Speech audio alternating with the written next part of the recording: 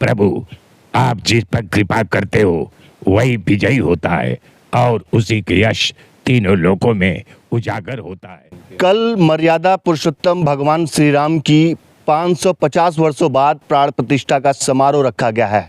हम सभी भदोही में मौजूद हैं और भदोही में जामवंत के रोल किरदार निभाने वाले उपाध्याय जी के घर पर मौजूद हैं।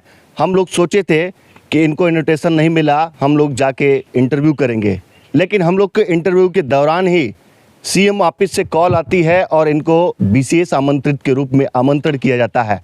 हम इनसे बातचीत करना चाहेंगे कि क्या महसूस हो रहा है, कितनी खुशी आपको लग रही है। देखिए, खुश तो तब भी था, आज भी हूँ। आज खुश इसलिए हूँ कि सही प्रभु श्री राम की कृपा हो गई।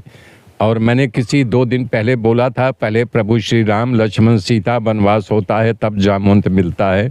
देर सवेर प्रभु हमको जोड़ेंगे और आज जोड़ दिया आपके सामने। प्रत्यक्षम किम प्रमाणम, ये होता है भगवान की कृपा।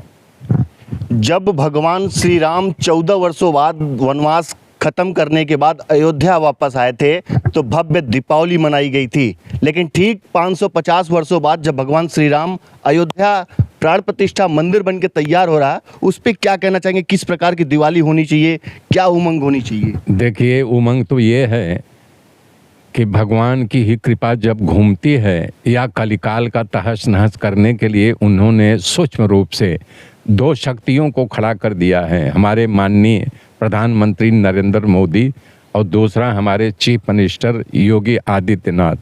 इनको अपनी यो शक्तिमयी धारा में ओत-प्रोत कर दिए हैं, जो इतनी बड़ी बीड़ा को अपने कंधे पे लेकर के पूर्ण समझो कल पूर्ण करा देंगे। तो इससे बड़ी खुशी, इससे बड़े आनंद, पूरे जग को, सारे संसार को राममय बना देना चाहते हैं, बनने की तैयारी पर हैं।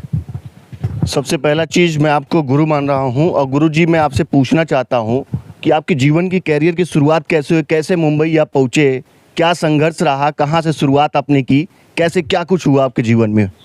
हमारे पिताजी धर्म धुरंधर थे।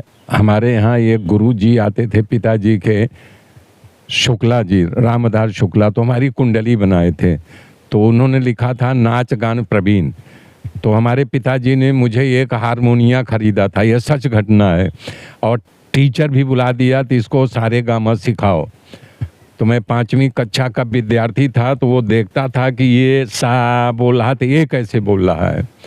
बाय द वे, हमारे पिताजी बड़े भाई बाजार गए तो मैं आँचा पाँचा लेकर के खोल डाला, नीचे देखा एक पीतल की प्लेट, बोला यही बोलता तो उसको उखाड़ लिया, इसमें क्या, बचपन बुद्धि। दूसरे दिन टीचर आया, उस पर भी बड़ी मार पड़ी थी, बोले यही उखाड़ पकाड़ के रख दिया। हमारे लिखे कम से कम 50 गाने इंडस्ट्री में बज रहे हैं, वो जो लिखे थे नाच गान विद्या प्रवीण। जब मेरे अंदर विकास हुआ तब मैं समझ गया कि मैं एक्टर ही हूँ और आज मैं एस्ट्रोलॉजर भी हूँ।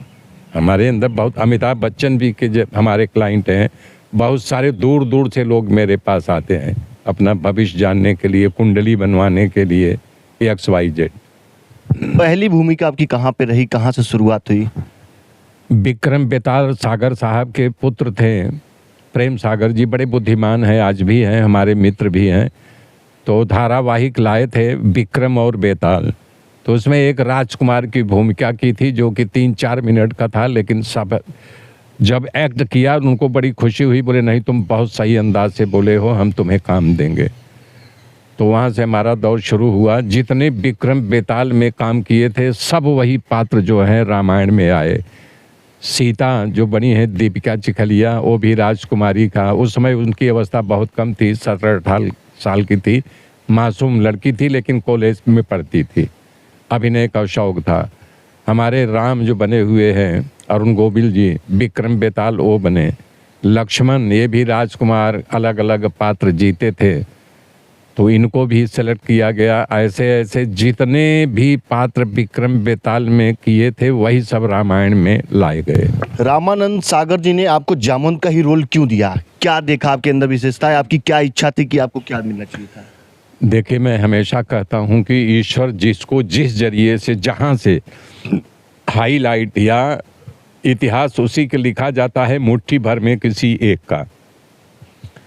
तो रामानंद सागर जी को मैं प्रभावित कर दिया था। मेरी आवाज़ धीरे से भी बोलता था तो भी मेरी आवाज़ भारी एबब जाती थी। तो आवाज़ की ही दुनिया है। तो वो जब सारे चरित्र का निर्माण कर लिए तब एक दिन मुझे बुलाए लंच के बाद, बोले पंडित जी बैठो, बोले देखो एक भूमिका ऐसी आ रही है, आपको रामायण के बारे में मालूम है, रामायण के आप पूरा ओत प्रोत हैं, जामवंत। अब ज़्यादा हमको बताने की ज़रूरत नहीं है, तुम्हारा चेहरा तो ढका रहेगा लेकिन तुम्हारी ये आवाज़ जो बोलते हो, बातचीत करते हो, ये तुम्हें हाईलाइट करेगी। तुम्हें दुख तो ज़रूर लगेगा कि हम इतने दिनों से जुड़े हैं तो हमको जामवंत का रोल जिसको कोई नहीं, बोले नहीं, सबसे ज़्यादा आपका नाम होगा, सबसे ज़्यादा मूल्यांकन आपकी होगी, आपकी गरिमा बनी रहेगी। और वही हुआ। जब पहले दिन का शूट हुआ और यानी कि 4 दिन बाद टेलीकास्ट जब हुआ तो वाकई जब वो आवाज़ टीवी पर मैं सुना तो रियल उस समय हमारे जैसे खुशी के आंसू आ गए। सागर साहब ने सही कहा था, सारे लोगों का यानी कि केंद्र बिंदु में बन गया। जो बाहर से पब्लिक आती थी बोले हमको जामुन से मिलाओ, शूटिंग जब चलती रहती थी तमाम पब्लिक आके बोले नहीं पहले हमको जामुन से मिलाओ। तो राममय कर दिए थे, वो कृपा का पात्र राम का था जो हम हाईलाइट हो गए। पिछले कुछ दिनों से राम के किरदार निभाने वाले अरुण गोविल और सुनील और दीपिका जी काफ़ी चर्चित में हैं और अयोध्या में टहल रही हैं, लेकिन लोग सोशल मीडिया पे सवाल भी उठा रहे हैं कि हनुमान जी की कमी खल रही है, जामुन जी की कमी खल रही है, उस पर क्या कहिएगा आप? अब देखिए, अकेले राम तो गए थे वहाँ, लेकिन भालू बानरों का साथ लेकर के तब लंका पे चढ़ाई किया था।